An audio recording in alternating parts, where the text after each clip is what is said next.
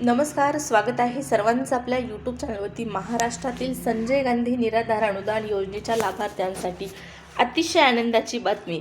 तुम्ही विधवा महिला भगिनी असाल, वृद्धपकाळ योजनेचे लाभार्थी असाल, श्रावणबाळ योजनेचे लाभार्थी असाल किंवा दिव्यांग बांधव असाल, म्हणजेच तुम्ही दिव्यांग सक्षमीकरण विभागाचे लाभार्थी असाल किंवा सामाजिक न्याय विशेष विभागाचे लाभार्थी असाल, तुमच्यासाठी सगळ्यात मोठी आनंदाची बातमी आहे।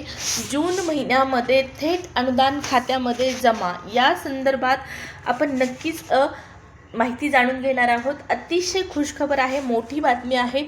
या महिन्यामध्ये तुमच्या खात्यामध्ये थेट अनुदान जमा करण्यात येत आहे आणि हे अनुदान तुमच्या हप्त्याशिवाय असणार आहे। संजय गांधी निराधार अनुदान योजनेच्या हप्त्या व्यतिरिक्त अनुदान तुम्हाला हवं असेल तर नक्कीच हा व्हिडिओ तुम्ही शेवटपर्यंत पाहाल याची मी आशा करते। सुरुवात करूया व्हिडिओला आणि जाणून घेऊया सगळ्यात मोठी आनंदाची बातमी। तर या ठिकाणी पहा, जसं की मी तुम्हाला सांगितलेलं आहे, संजय गांधी निराधार अनुदान योजनेमधील जे लाभार्थी आहेत त्यामध्ये माझ्या विधवा महिला भगिनी असतील, दिव्यांग बांधव असतील, या सर्व लाभार्थ्यांसाठी अतिशय मोठा निर्णय घेण्यात आलेला आहे आणि या निर्णयानुसार तुम्हाला या योजनेच्या अनुदानाव्यतिरिक्त विधवा महिला भगिनींना थेट 15,000 रुपये आणि दिव्यांग लाभार्थ्यांना 30,000पासून ते या ठिकाणी पहा 36,000 42,000पर्यंत अनुदान वितरित केलं जाणार आहे। नक्कीच ही आनंदाची बातमी असणार आहे।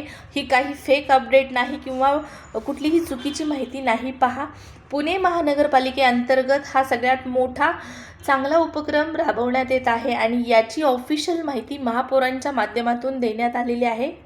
शकता, पुणे महानगरपालिकेअंतर्गत समाज कल्याण विभागाच्या माध्यमातून समाजातील गरजूंना आर्थिक आधार देण्यासाठी हा उपक्रम राबवण्यात येत आहे आणि यामध्ये विशेष करून विधवा महिला भगिनी आणि दिव्यांग बांधवांसाठी आर्थिक सहाय्य योजनांचा लाभ दिला जात आहे आणि या लाभ घेण्यासाठी तुम्हाला आवाहन केलं जात आहे। विधवा महिला भगिनींना आर्थिक सहाय्य देण्यात येत आहे। कितीपर्यंत तर एक रकमी रक्कम देण्यात येणार आहे 15,000 रुपये। घरातील कर्त्या व्यक्तीच्या निधनानंतर विधवा महिलांना एक रकमी 15,000 रुपयाचे अर्थसहाय्य या उपक्रमाअंतर्गत दिलं जाणार आहे। पण त्यासाठी मृत व्यक्तीचं वय जे असणार आहे ते 18 ते 65 असणं आवश्यक आहे आणि मृत्यूनंतर 2 वर्षाच्या आतमध्ये तुम्हाला अर्ज करणं बंधनकारक आहे। अत्यंत महत्त्वाची अपडेट आहे। आता अर्ज कुठं करायचा आहे या संदर्भात सुद्धा माहिती आहे, फक्त कंटिन्यू करा व्हिडिओ। तर आपण विधवा महिला भगिनींसाठी पाहितलं की 15,000 रुपयापर्यंतचं अनुदान आहे, मात्र दिव्यांग बांधवांना विधवा महिला भगिनींपेक्षा सुद्धा जास्त अनुदान मिळत आहे। म्हणजेच हे अर्थसहाय्य आहे, याला आपण अनुदान सुद्धा म्हणू शकतो।